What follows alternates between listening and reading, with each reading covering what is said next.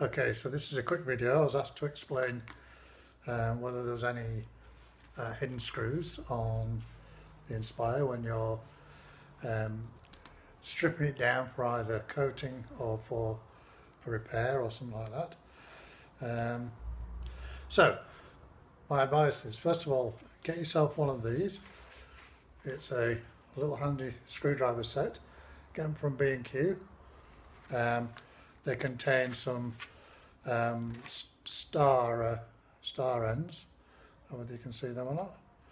And they contain three Phillips and 3 straights, all of which you'll need at some point on stripping down an Inspire, plus one Allen key.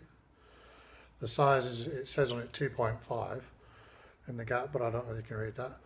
And again, it's another JBC set, so that's actually B&Q. I'm not on commissions, by the way. Okay, so when you're taking the battery cover off of your Inspire, ready for coating or skinning or literally for a problem, you will need a flat screwdriver. Slide it just up here very carefully between the 2 holes. Lever it out very carefully. Same at the other end. And just, it takes a little while to do it. Don't rush it because you'll break it. And then also you'll just need to put it just slightly under here and here on both sides.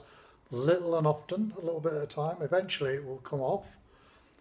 But these lights and the circuit board are connected underneath by 4 screws inside the actual skin itself. So once you've taken that off, lift it off gently, turn it 90 degrees, and then there are 4 little Phillips screws underneath there that you'll need to take the circuit board off. Then you'll get this piece off clean without any of your lights in or the button. Sorry, the button stays in. The button is actually a little pot on-side the circuit board. So flat screwdriver around here, 4 internally, there's 4 little Phillips screwdrivers, screwdriver type screws, very, very tiny ones. Keep everything really tight. When you're unscrewing these Phillips, keep them really tight on. Watch you don't stab yourself in the hand, because if not, you'll damage the head of the screw, and if you do that, there's no chance of getting it off. Okay, so as you maybe saw yesterday on the forums, I got mine back and rebuilt it. Of course, the company name. Anyway, so the actual unit itself, you start by taking these 4 off, these here. This is what you'll need your Allen key for. Same on this side, so 4 and 4 there. Once you've got those off, there are 5 down either side. It's hard doing this backwards. So there's 1 here, 2 here, and 2 just here. That also takes the side leg off, or the side support. So you end up with 5 screws from either side, and these are the star screwdriver that you'll need. But under here, underneath the actual mount, there is 2 more Phillips, tiny Phillips, that are that need to be removed. Now, to get them out, you have to take these out and these. Some people just take the 2 front ones out and drop them down, but you have an awful job getting them back in. Okay, so don't try and get them back in like that. Personally, I'll take the whole lot out. When you come to reassemble it, put the 2 at the top in first, because they've got very short, as you can see, short rubber mounts. But at the back, I discovered, they have the long rubber mounts. So you can push them through from the top and then get hold of them and pull them through. That makes that a lot easier. So 2 screws under there, which is underneath the gimbal mount. 2 there, 2 there, 2 there, and one there. So that will take the front panel off, this bit. To actually get this off, you need to just ease these off very carefully away from the, because they're on like a little inset. So ease them off very, very carefully. Everything's very flimsy, so be careful. And take it off, shove it forward a little bit, and it will come off. Again, underneath here, inside, attached to the top panel is the GPS.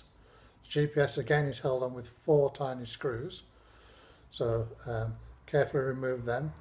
When you get your GPS off, what I did, it's up to you, is I put the whole GPS mount in a self-sealed bag and just sealed it around the wires, just to stop any muck and dirt getting in while this was away.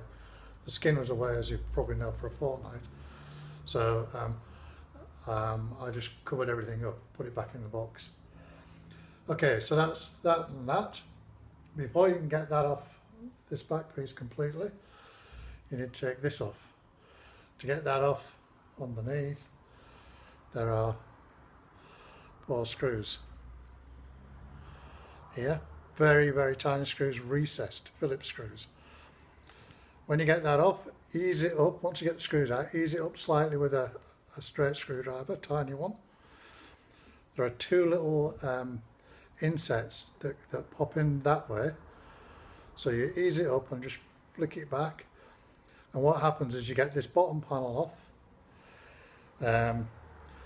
with the lighting. The little light comes off with that. This access here for the lead stays on the circuit board that's underneath it. Okay, but they all go through together, all through the same 4 screws. So that's them 4 screws, and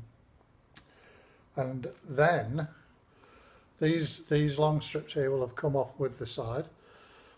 But if you're taking them off to